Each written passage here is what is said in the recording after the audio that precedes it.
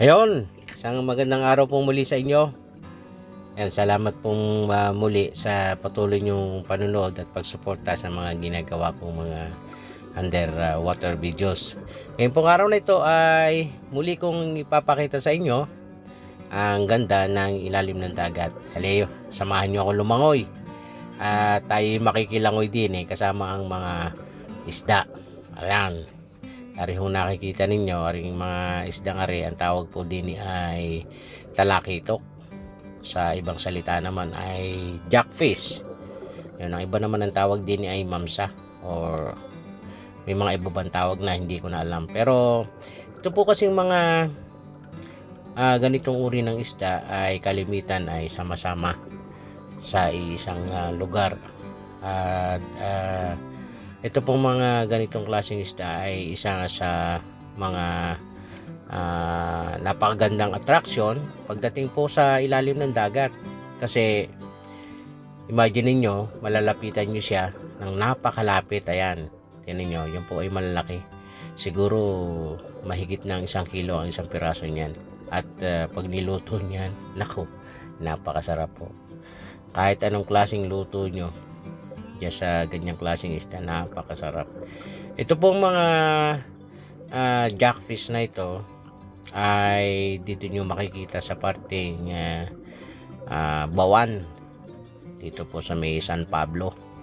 Ang lugar kung tawagin ay Dive and Trek. Ayan, diyan po yung may Dive and Trek. Ito pong mga jackfish na ito ay kumbaga sa ano ay sanay na sa tao, hindi na siya masyadong natatakot. At kung mapapansin ninyo ay lumalapit pa sa tao at nag-iipon-ipon sila. Ito ay isang paraan din ng kanilang protection sa sarili para hindi sila basta makain ng mga malalaking mga predator. Kasi ganun ang style nila, nagsasama-sama sila para hindi sila makagat o makain ng mga malalaking isda. Kasi pag mga ganitong sama-sama sila, malilito yung kakain. So pag may humiwalay, yun ang susunggapan ng mga malalaking isda. Kaya nag-i-encourage po ako sa inyo na mag-aral kayo ng scuba diving para makita nyo itong mga ganitong klaseng tanawin sa ilalim ng dagat. Makasama ninyong lumangoy ang mga ganitong klaseng isda. At napakasarap po ng pakiramdam pag lumalangoy kayo na nakikita niyo itong mga magagandang tanawin sa ilalim ng dagat. Hindi lang po yung mga iba't ibang klase ng corals, kundi itong mga ganitong klaseng isda. Ito po isang location lang. At pagka nagpunta pa kayo sa ibang lugar ay mas kakaiba yung inyong makikita. Imagine niyo kung gaano karami isda ito. Pag ilalagay niyo sa banyera ilang banyera ito kung huhulihin. Kaya lang bawal po siyang hulihin kasi itong isdang ito ay bagamang open sea, nasa isang lugar siya pero hindi siya basta-basta umaalis. Ito po ang lugar na ito isang sanctuary. Ibig sabihin nun, sanctuary, bawal humuli, kumuha ng kahit anong nandun sa ilalim ng dagat. Ito po yung marine protected area. Kapag ikaw ay nahuli na kumukuha ng isda rito ay merong fine or baka may kakulang parusa. Kaya itong mga ganitong klaseng isda ay mababait na, nasanay na sa tao.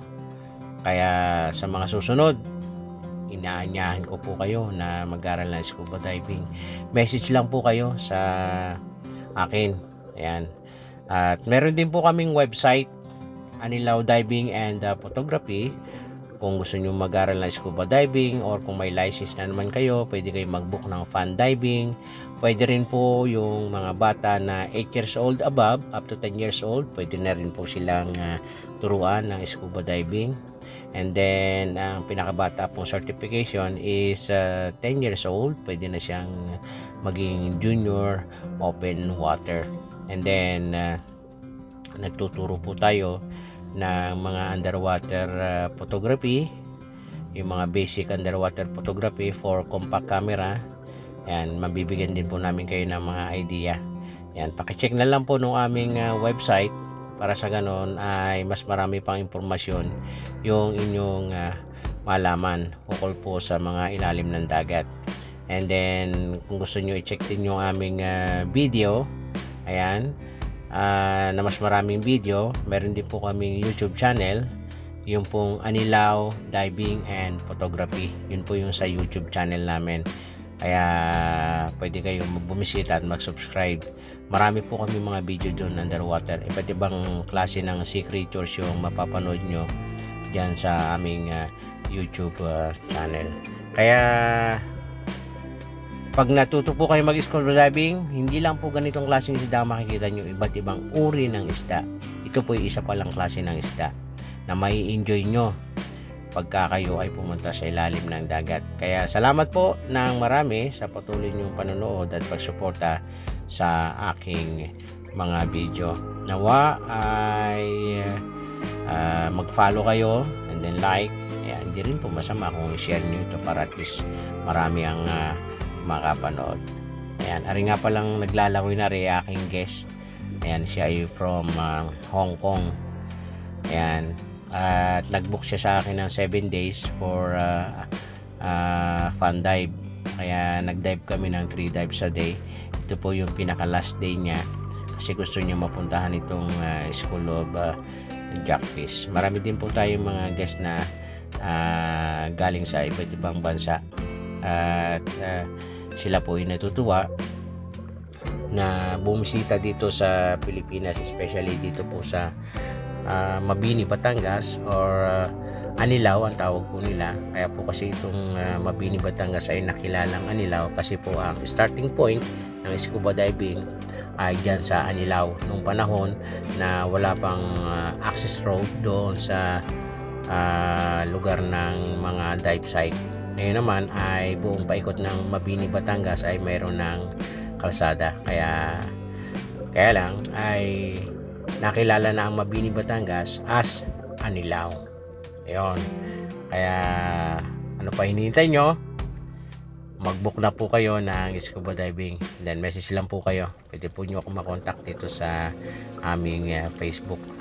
Ayan. And then nakalagay din po dito sa aming comment section yung link ng aming website. Pwede nyo siya mabisita. Ayan. Once again, maraming salamat po sa inyong patuloy na panonood at pagsuporta sa aking video.